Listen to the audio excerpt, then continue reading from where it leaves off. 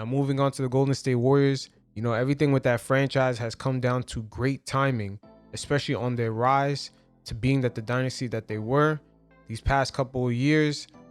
And now they're beginning to fall, and everything is coming down to the same thing, the timing of certain events. Now, on their rise, they had the perfect timing of Stephen Curry signing him early to that 4-year, $44 million deal. That freed up cap space for them to sign Andre Iguodala.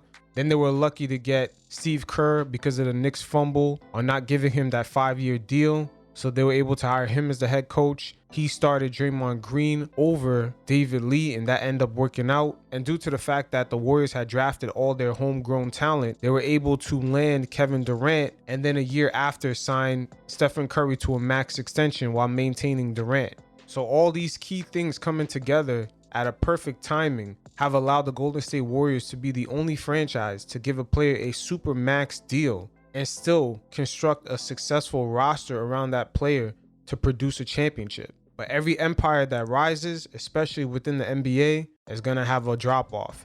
And we're beginning to see signs of the Golden State Warriors drop off because things are happening on the court and off the court that will begin to affect this organization and the way they move going forward. First, I'm going to start off with things off the court, especially financially, because it will eventually trickle down and affect things that are happening to the Warriors on the court. Of course, we all know the Golden State Warriors got a new stadium. They spent a ton of money building that stadium in the ever expensive San Francisco area that's had a large real estate boom due to the tech bubble of Silicon Valley. You guys already know how that goes. So you can imagine how much money they paid in order to get that stadium built. Now, very unfortunate for them, in the first year operation in the new stadium, they couldn't host as many games as they were expecting because due to the pandemic. So they've taken financial hits on potential revenue that they lost. And this is after they've given extensions to Draymond Green, Klay Thompson, and Stephen Curry. Also, at the same time, when their lease had ended in their previous stadium, they owed the city of Oakland $40 million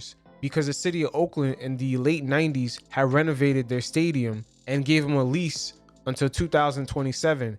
And if they ended their lease early, they would owe the city of Oakland about $40 million. The new ownership of the Warriors are very slick. They're trying their best to get out of this. They're saying the deal was made with the previous owner, and they also signed a 2-year lease with the old arena, and the lease just expired. They never canceled it, so they technically do not owe the money. So they're trying a very clever way to get out of that deal. But right now, it looks like they're on the hook for about $40 million until they can appeal it and try to fight it off so they don't have to pay it. So fast forward to recently, Klay Thompson had went down with an Achilles injury, and the Warriors quickly made a trade to obtain the services of Kelly Oubre, and his salary is about $14 million a year. But because the Warriors are already into the luxury tax, they're going to have to pay $63 million on top of Oubre's salary. So you calculate the cost of a new stadium not being able to sell tickets, which is going to result in about $600 million loss for the Warriors. They already maxed out their key players, and now just to keep their team entertaining, they obtained the services of Kelly Oubre, and they have to pay an extra $63 million on top. And then they still owe the city of Oakland $40 million for renovations on the old stadium. Now, to alleviate some of this financial pressure, the Warriors were willing to spend about $30 million for this upcoming season in order to get fans in the stands by giving them a brand new testing that can give results in 15 minutes. And they were trying to fill up the stadium to about 50% capacity. They presented the idea to local officials, but unfortunately the idea was rejected. It was deemed too risky because a lot of people in the city of San Francisco are traveling, especially internationally. It was too much of a risk. So it's looking like the Warriors for this upcoming season are not going to be able to sell tickets on this brand new stadium. And it's looking like they will take that $600 million hit. So very unfortunate timing for the Warriors. Things that are happening on the court with injuries and then off the court financially is going to begin to impact this team in a negative way going forward, especially if their trajectory for revenues do not start going up. And just looking at something outside of the Warriors, the fact that that tech bubble within that San Francisco Bay Area is beginning to pop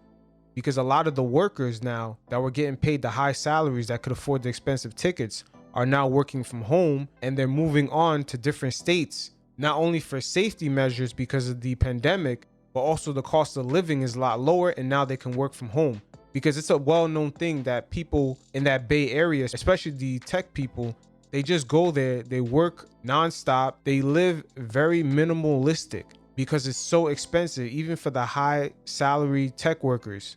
And then they eventually make enough money where they save it, and then they just move on to a different part of the country and start a family. So the timing for the Warriors couldn't be any worse, because there's definitely a lot of high salary tech workers working from home and then making moves to go live in different states now.